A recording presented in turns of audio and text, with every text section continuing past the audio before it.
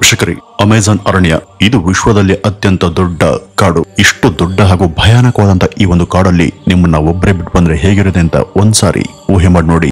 ಅಲ್ಲಿಂದ ಹೊರಗಡೆ ಬರೋದಕ್ಕೆ ನಿಮ್ಗೆ ಸುಮಾರು 472 ದಿನಗಳ ಸಮಯ ಬೇಕಾಗುತ್ತೆ. ಇಲ್ಲಿ ಹೆಜ್ಜೆ ಹೆಜ್ಜೆಗೂ ದೊಡ್ಡ ಮರಗಳು, ವಿಶಾಲವಾದಂತ ಪೊದೆಗಳು ನಿಮ್ಗೆ ಎದುರಾಗ್ತವೆ. ಈ ಅರಣ್ಯ ವೈವಿಧ್ಯಮಯ ಜೀವ ಜಂತುಗಳ ಆವಾಸ ಸ್ಥಾನ ಆಗಿದೆ. ಇಲ್ಲಿರುವಂತ ಯಾವುದೇ ಜೀವಿ ಅಥವಾ ಕ್ರಿಮಿ ಅದು ಯಾವ ಗಾತ್ರದಲ್ಲಿ ಇದೆ ಅನ್ನೋದು ಮುಖ್ಯ ಅಲ್ಲ. ವಿಶೇಷವಾಗಿ ಈ ಅರಣ್ಯದಲ್ಲಿ ಇರುವಂತ ಎಲ್ಲ ಜೀವಿ ಕೂಡ ನಿಮ್ಗೆ ಪ್ರಾಣಕಂಟಕ ಅನ್ನೋದು ನೆನಪಲ್ಲಿದ್ರೆ ಕ್ಷೇಮ. ಇಲ್ಲಿ ಇರುವಂತ ಪ್ರತಿ ಜೀವಿಗಳ ಉದ್ದೇಶ ಒಂದೇ, ನಿಮ್ಮೇಲೆರಿಗೆ ನಿಮ್ಮನ್ನ ಕೊಂದು ಮುಗಿಸೋದು. ಈ ಒಂದು ಅರಣ್ಯದಲ್ಲಿ ಎಲ್ಲಿಂದ ಯಾವಾಗ ಅದೆಂಥ ಅಪಾಯ ಎದುರಾಗುತ್ತೆ ಅನ್ನೋದನ್ನ ಊಹೆ ಮಾಡೋದು ಕೂಡ ಕಷ್ಟ. ಒಂದು ದೊಡ್ಡ ಮರದ ಕೊಂಬೆಯಿಂದ ತೆವಳಿ ಬರುವಂತ ದೊಡ್ಡ ಅನಕೊಂಡ ಹಾವೊಂದು ನಿಮ್ಮನ್ನ ಹಿಡಿಯಾಗಿ ನುಂಗ್ಬಿಡಬಹುದು, ಅಥವಾ ಯಾವುದೋ ಹಸಿರೆಲೆಗಳ ಪೊದೆಯ ಮಧ್ಯದಿಂದ ದೊಡ್ಡ ಜಾಗ್ವಾರ್ ನಿಮ್ಮ ಮೇಲೆ ಹಾರಿ ಕೊಲ್ಬಹುದು, ಅಥವಾ ಇಲ್ಲಿಯ ಶಾಂತ ಸರೋವರದಲ್ಲಿ ಇರುವಂತ ನರಭಕ್ಷಕ ಪಿರಾನ ಮೀನುಗಳು ಗುಂಪು ಗುಂಪಾಗಿ ಬಂದು ನಿಮ್ಮನ್ನ ಇಂಚಿಂಚಾಗಿ ಕಿತ್ತು ತಿನ್ನಬಹುದು. ವೀಕ್ಷಕರೇ, ಇಷ್ಟೆಲ್ಲ ಕಂಟಕಗಳು ಇರುವಂತ ಸ್ಥಳನೇ ಅಮೆಜಾನ್ ಅರಣ್ಯ. ಇಲ್ಲಿ ಸ್ವಲ್ಪ ಎಚ್ಚರ ತಪ್ಪೋದ್ರೂ ಕೂಡ ಅದು ನಿಮ್ಮನ್ನ ಸಾವಿಗೆ ತಳ್ಳಬಹುದು. ಈ ಒಂದು ವಿಶಾಲವಾದಂತ ಅಮೆಜಾನ್ ಅರಣ್ಯದ ವಿಸ್ತೀರ್ಣ ಸುಮಾರು 55 ಲಕ್ಷ ಚದರ ಕಿಲೋಮೀಟರ್ನಷ್ಟು ಇದೆ. ಇದು ಎಷ್ಟು ದೊಡ್ಡದು ಅನ್ನೋದಕ್ಕೆ ಕೆಲವು ಉದಾಹರಣೆಗಳ ಮೂಲಕ ನಾವಿಲ್ಲಿ ತಿಳಿಸಬಹುದು. ವೀಕ್ಷಕರೇ, ಪಾಕಿಸ್ತಾನ ಇದೆಯಲ್ಲ, ಈ ತರದ 7 ದೇಶಗಳನ್ನ ಈ ಅರಣ್ಯದ ಒಳಗೆ ತುಂಬಬಹುದು. ಇನ್ನು ಭಾರತದಂತ 2 ದೇಶಗಳನ್ನ ಇದರೊಳಗೆ ಇಡೋದಕ್ಕೆ ಸಾಧ್ಯ ಇದೆ. ಅಂದ್ರೆ ಇದು ಇನ್ನೆಷ್ಟು ದೊಡ್ಡ ಅರಣ್ಯ ಅನ್ನೋದನ್ನ ನೀವು ಇಲ್ಲಿ ಅಂದಾಜಿಸಬಹುದು. ಇದು ಒಟ್ಟು 9 ದೇಶದ ಗಡಿಯನ್ನ ಬಳಸಿಕೊಂಡು ಹಬ್ಬಿದೆ. Brazil, Peru, Colombia, Ecuador, Venezuela, Guyana, French, Suriname ಹಾಗೂ ಬೊವಿಲಿಯಾ. ಈ ಒಂದು ಮಾಹಿತಿ ನಿಮ್ಮನ್ನ ನಿಜಕ್ಕೂ ಅಚ್ಚರಿಗೆ ಈಡ್ ಮಾಡಬಹುದು. ಯಾಕೆಂದ್ರೆ ಈ ವಿಶ್ವದಲ್ಲಿ ಇಷ್ಟೊಂದು ದೇಶಗಳನ್ನ ಮತ್ತು ಅವುಗಳ ಗಡಿಗಳನ್ನ ಹಂಚಿಕೊಂಡು ಹಬ್ದಂತ ಮತ್ತೊಂದು ವಿಸ್ತಾರವಾದಂತ ಅರಣ್ಯ ಸಿಗೋದಿಲ್ಲ. ಈ ಒಂದು ಅಮೆಜಾನ್ ಕಾಡು ಈ ಭೂಮಿಗೆ 20% ಆಮ್ಲಜನಕವನ್ನು ಒದಗಿಸುವಂತ ಶಕ್ತಿಶಾಲಿ ರೈನ್ ಫಾರೆಸ್ಟ್. ಅಂದ್ರೆ ನಾವು ನೀವು ಉಸಿರಾಡುವಂತ ಗಾಳಿಯಲ್ಲಿ ಪ್ರತಿ 5ರಲ್ಲಿ 1 ಅರಣ್ಯ ಪ್ರದೇಶದಿಂದ ಸಿಗುವಂತದ್ದು ಅಂತ ನಾವು ಭಾವಿಸಬೇಕು. ಈ ಒಂದು ಅಮೆಜಾನ್ ಅರಣ್ಯದಲ್ಲಿ ಸುಮಾರು 390 ಮಿಲಿಯನ್ಗೂ ಹೆಚ್ಚಿನ ವೈವಿಧ್ಯಮಯವಾದಂತ ಮರಗಿಡಗಳು ಇವೆ ಅಂತ ಅಂದಾಜು ಮಾಡಲಾಗಿದೆ. ಇದರ ವ್ಯಾಸದ ವಿಸ್ತೀರ್ಣತೆ ಸುಮಾರು 9,500 ಕಿಲೋಮೀಟರ್ಗಿಂತನೂ ಅಧಿಕ ಅಂತ. ಅಂದ್ರೆ ಇದು ಭಾರತದ ಕಾಶ್ಮೀರದಿಂದ ಕನ್ಯಾಕುಮಾರಿವರೆಗೂ 2 ಸಲ ಮೇಲೆ ಕೆಳಗೆ ಓಡಾಡದಷ್ಟು ಅಂತರ. ಇದನ್ನ ರೈನ್ ಫಾರೆಸ್ಟ್ ಅಥವಾ ಮಳೆ ಕಾಡು ಅಂತಾನೂ ಕೂಡ ಕರೆಯಲಾಗುತ್ತೆ. ಏಕೆಂದ್ರೆ ಇಲ್ಲಿ ವರ್ಷ ಪೂರ ಪ್ರತಿದಿನ ಹಾಗೂ ಪ್ರತಿ ವಾರಗಳು ಸತತ ನಿರಂತರವಾಗಿ ಕುಂಭದ್ರೋಣ ಮಳೆ ಇದರ ಹಲವು ಕಡೆ ಸುರಿಯುತ್ತೆ. ಇಷ್ಟೊಂದು ಶುದ್ಧ ನೀರನ್ನ ಪಡೆದು ಇಲ್ಲಿರುವಂತ ಪ್ರತಿ ಗಿಡ ಮರಗಳು ಅತ್ಯಂತ ಸುಭದ್ರವಾಗಿ ಶಕ್ತಿಶಾಲಿಯಾಗಿ ಬೆಳೆಯೋದಕ್ಕೆ ಸಾಧ್ಯ ಆಗುತ್ತೆ. ಈ ದಟ್ಟ ಅಡವಿಯಲ್ಲಿ ಅನಾದಿ ಕಾಲದಿಂದನೂ ಕೂಡ ತಮ್ಮ ಪಾರುಪತ್ಯವನ್ನ ಸಾಧಿಸ್ತಾ ಬಂದಿರುವಂತ ಎಷ್ಟೋ ಶಕ್ತಿಶಾಲಿ ಜೀವಿಗಳು ಕೂಡ ಇವೆ. ಅವುಗಳಲ್ಲೆಲ್ಲ ಜಾಗ್ವಾರ್ ಎಂಬ ಸಸ್ತನಿ ಪ್ರಮುಖವಾದುದು. ಇದು ಈ ಕಾಡಿನ ಆಹಾರ ಸರಪಳಿಯಲ್ಲಿ ಮೊದಲ ಸ್ಥಾನದಲ್ಲಿರುವಂತ ಜೀವಿ. ಇದಲ್ಲದೆ ರಂಗು ರಂಗಿನ ಮಕಾವ್ ಗಿಳಿಗಳು, ಮೊಸಳೆಗಳು ಹಾಗೂ ಇಲ್ಲಿ ಮಾತ್ರ ಕಂಡು ಬರುವಂತ ಪಿರಾನ ಮೀನುಗಳು, ಈ ರೀತಿ ಮೊದಲಾದಂತ ಸಾವಿರಾರು ಬಗೆಯ ಜೀವಿಗಳು ಈ ಒಂದು ಕಾಡಲ್ಲಿ ಇವೆ. ಇದ್ರ ಜೊತೆ ವೈವಿಧ್ಯಮಯವಾದಂತ ಕೀಟಗಳಿಗೂ ಕೂಡ ಈ ಒಂದು ಕಾಡು ಸ್ಥಾನವನ್ನ ಕೊಟ್ಟಿದೆ. ಇದು ಕೇವಲ ಅರಣ್ಯ ಮಾತ್ರ ಅಲ್ಲ, ಇದೊಂದು ಗಾಢ ಅದ್ಭುತ ಸ್ಥಳ ಅಂತ ಹೆಸರು ಪಡೆದಿದೆ. ಇಲ್ಲಿ ಮಳೆ ಸುರಿದ್ರೆ ಆ ಮಳೆ ನೀರು ಮರಗಳ ರೆಂಬೆ, ಕೊಂಬೆ ಹಾಗೂ ಎಲೆಗಳಿಂದ ಇಳಿದು ಬಂದು ನೆಲವನ್ನ ಸೇರೋದಕ್ಕೆ 5ರಿಂದ 10 ನಿಮಿಷಗಳ ಸಮಯ ಬೇಕಾಗುತ್ತೆ. ಇಂಥ ಒಂದು ಅದ್ಭುತ ದೃಶ್ಯವನ್ನ ನಾವು ಅಮೆಜಾನ್ ಕಾಡಿನಲ್ಲಿ ಮಾತ್ರ ನೋಡೋದಕ್ಕೆ ಸಾಧ್ಯ. ಇದು ಸಾಕಷ್ಟು ವನ್ಯ ಜೀವಿಗಳು ಹಾಗೂ ವಿವಿಧ ಬಗೆಯ ಮರಗಳಿಗೆ ಆಶ್ರಯವನ್ನ ಕೊಟ್ಟಿದೆ. ಒಂದು ಅಂದಾಜಿನ ಪ್ರಕಾರ ಇಲ್ಲಿ ಸುಮಾರು 40,000ಕ್ಕೂ ಹೆಚ್ಚಿನ ಬಗೆಯ ಮರಗಳಿವೆ ಅಂತ ಹೇಳಲಾಗುತ್ತೆ. 1,900ಕ್ಕೂ ಹೆಚ್ಚು ಜಾತಿಯ ಪಕ್ಷಿ ಪ್ರಭೇದಗಳು, 2,200ಕ್ಕೂ ಹೆಚ್ಚು ಜಾತಿಯ ಜಲಚರಗಳು ಮತ್ತು ಮೀನುಗಳಿವೆ. ಇನ್ನು 272ಕ್ಕೂ ಹೆಚ್ಚಿನ ಬಗೆಯ ವಿವಿಧ ತರಹದ ಸಸ್ತನಿಗಳು ಹಾಗೂ 400ಕ್ಕೂ ಹೆಚ್ಚು ಬಗೆಯ ಹುಳ ಉಪ್ಪಟಿಗಳಿಗೆ ಈ ಒಂದು ಕಾಡು ವಾಸ ಮಾಡೋದಕ್ಕೆ ಅವಕಾಶವನ್ನ ಕೊಟ್ಟಿದೆ. ಕೀಟಗಳ ಬಗ್ಗೆ ಹೇಳುವುದಾದ್ರೆ ಈ ಒಂದು ಕಾಡಿನಲ್ಲಿ ಸುಮಾರು 27 ಲಕ್ಷಕ್ಕೂ ಹೆಚ್ಚು ಜಾತಿಯ ಕ್ರಿಮಿ ಕೀಟಗಳು ಇವೆ ಅಂತ ಹೇಳಲಾಗುತ್ತೆ. ಇವುಗಳಲ್ಲಿ ಎಷ್ಟೋ ಜಾತಿಯ ಕೀಟಗಳು ತುಂಬಾ ವಿಷಕಾರಿ ಅಂತಾನೂ ಕರೆಸ್ಕೊಂಡಿವೆ.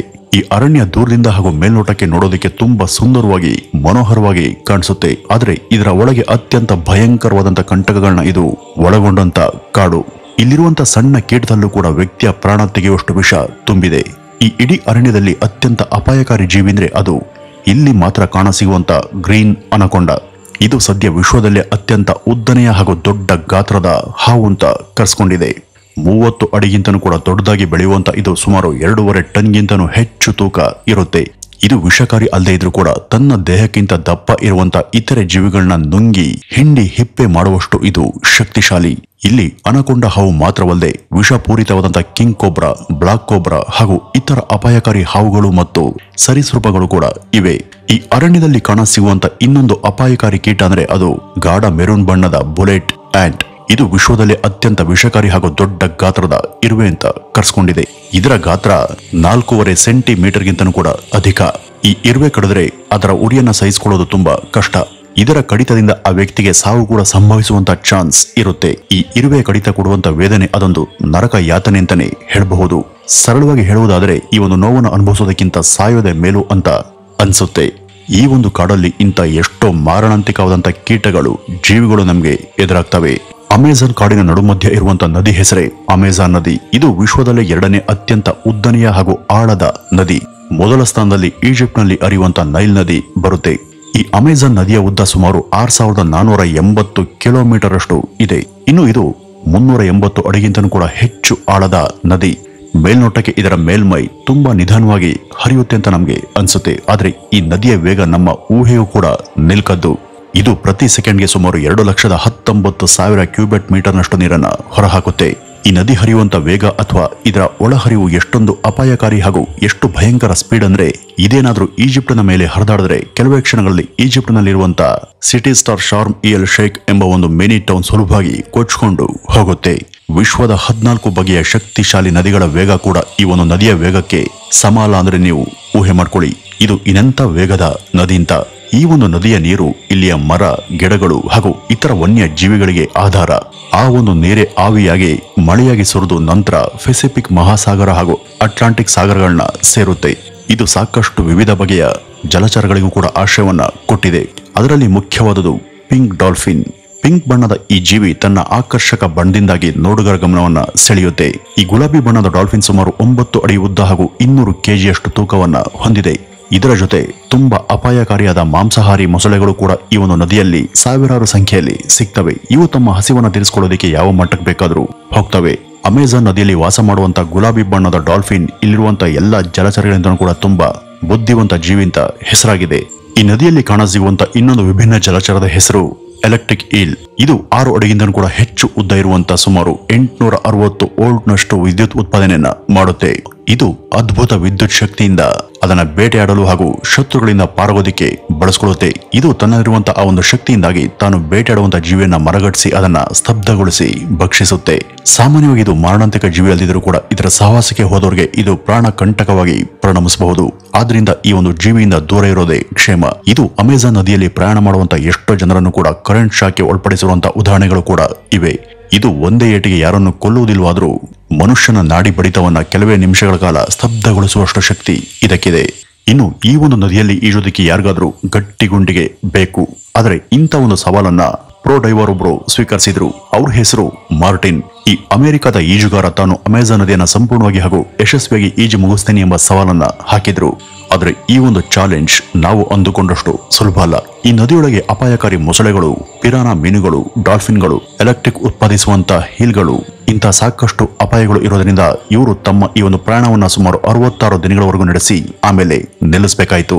ಈ ಅಮೆಜಾನ್ ನದಿಯಲ್ಲಿ ಇಷ್ಟೆಲ್ಲ ತೊಂದರೆಗಳು ಇದ್ರೂ ಕೂಡ ಇವರು ತಮ್ಮ ತಂಡದ ಸಹಾಯದಿಂದ ಇದರ ಸಾಕಷ್ಟು ಭಾಗವನ್ನ ಯಶಸ್ವಿಯಾಗಿ ಹಾಗೂ ಯಾವುದೇ ಒಂದು ಅಪಾಯವನ್ನು ತಂದುಕೊಳ್ಳದೆ ಈಜೋದಕ್ಕೆ ಸಾಧ್ಯ ಆಗಿತ್ತು. ಮನುಷ್ಯ ಮನಸ್ಸು ಮಾಡಿದ್ರೆ ಎಂತ ಕಷ್ಟದ ಕೆಲಸ ಆದರೂ ಸುಲಭ ಸಾಧ್ಯ ಅನ್ನೋದಕ್ಕೆ ಈ ಒಂದು ಘಟನೆ ತಾಜಾ ಉದಾಹರಣೆ.